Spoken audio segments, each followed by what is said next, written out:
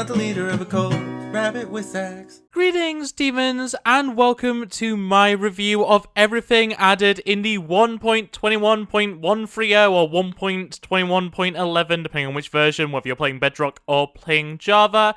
Update, the Mounts of Mayhem drop, and this is the final update of 2025, as well as the final drop that is going to have this weird numbering sequence. I don't understand, but basically from the next update, or the next major update at the very least, is going to be based on the year. So the next update is going to be 26.0 or 26.1 or whatever they end up going with. But yeah, with that being said, we have a lot to go over, starting of course with what I think for many is the biggest part of this update, and that is the technical, I'm using this term lightly, combat update. And that is basically because we have a brand new weapon. You can see it here. It is the spear. We have wood, stone, copper, iron, gold, diamond, and netherite variants, and it is crafted with the exact same materials used to make a shovel, though in a diagonal, which makes a lot of sense. And you know what? We'll go ahead and grab...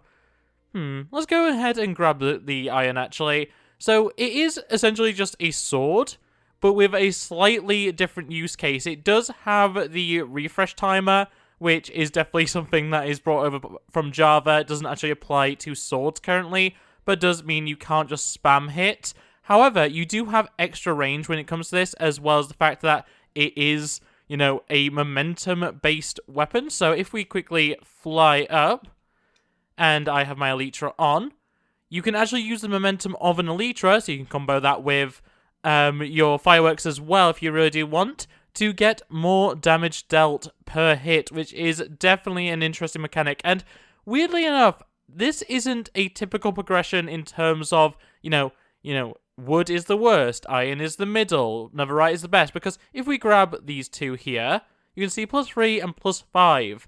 That is not as big of a jump as you would see in swords, which is really interesting. And going all the way down to wood, you can see wood is actually +1. So +1 to 3 to 5. That doesn't seem that weird, but if we quickly go ahead and grab a sword, I'll just look at the swords at least, we can see a wooden sword is actually 4 by default, all the way up to 8 for a netherite sword. So yeah, when it comes to the base stats for the spears, they are a little bit weak, and I'm sure a lot of people are going to have that issue in the future.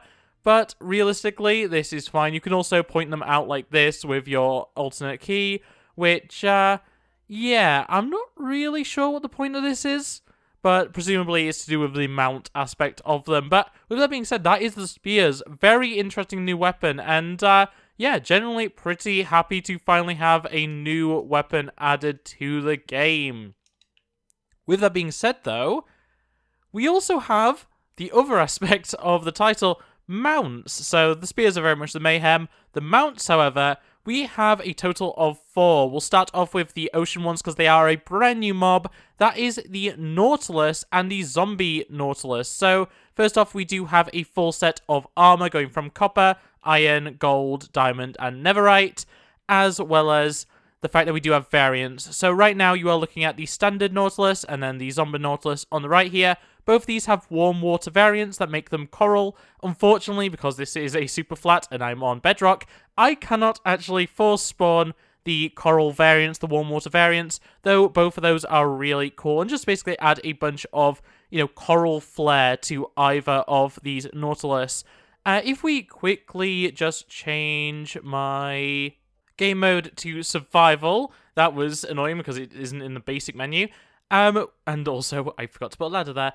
We can actually go ahead and get ourselves a saddle on these guys. So, I believe... Oh, wait. No, I need to tame them first. Sorry, that's my bad. We actually tame them with pufferfish, interesting enough, which does give a purpose to having pufferfish.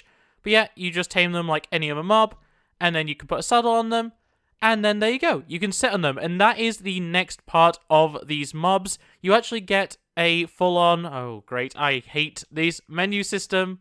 You can see we actually have the Breath of the Nautilus effect, and this applies to both of them. This gives you infinite underwater breathing. So you can see I am permanently 3 bubbles off full, and that is something that you can just do whenever you are on a Nautilus. This is going to be making underwater traversal so much easier, whether that is deep sea traversal, trying to get, various different things from the various underwater structures, or if you're just wanting something alternative to a boat.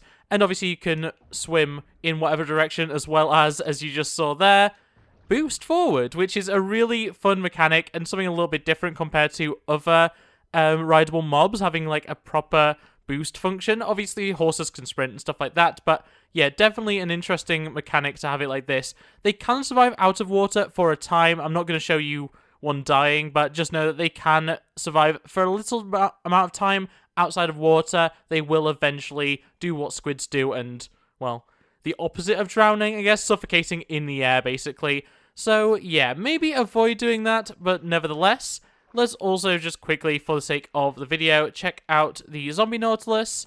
Once again, same system as before, and you also get the Breath of the Nautilus effect, which is pretty cool.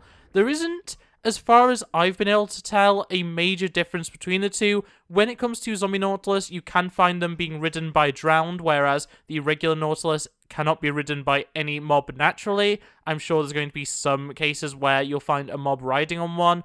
But yeah, when it comes to the Zombie Nautilus, they will spawn with a spear-wielding drowned, which is pretty fun and gives more variety to the mobs you can find underwater. But yeah, otherwise, not the most interesting variation. Still cool, though, and definitely something very fun to have just for a little bit of ocean variety, something we have been lacking in recent updates. But with that being said, let's move on to the other mobs, which, of course, are the final appearance of the zombie horse, which is something that has been in the game technically for a very long time, though never actually obtainable in survival regularly, as well as the, and I need to check the name of this one, Camel Husk. So yeah, it is a husk version, a desert zombie version of the camel, and we also get the brand new Parched, which is a new desert variation of the skeleton, and we'll get to him in just a moment. But yeah, when it comes to the zombie horse, you will find these being ridden by zombies with spears, and when it comes to the husk camel, you'll find them being ridden by a combination of both a husk with a spear, as well as a parched with obviously their standard weapon, which we'll show in a moment. When it comes to the different mobs, and I will quickly set it to clear skies. I don't know why weather is on. I probably should have turned that off. But yeah, if we quickly go ahead and grab our Netherite horse armor as well as a saddle. Let's get in here. So you don't need to tame them, or you do. That's weird. My testing earlier, you didn't. It just worked automatically. It was the opposite of how a horse works. I didn't even get the hearts before I was able to put a saddle on them. Very interesting. But yeah, you do have, obviously, the slot for the saddle, and they work pretty much the exact same as any other horse, except for in the sun, they burn. And obviously, that would be a problem, potentially. However, if you have any horse armor, and by the way, Netherite horse armor is now a thing in the game, if you throw some of that on, so anything from leather all the way up to Netherite, and you take them out in the sun, they are completely and utterly fine. It is not a concern at all, and it definitely makes them a usable, if a little bit of a more annoying mob to actually use. And also, when it comes to healing them, you actually use red mushrooms rather than the typical...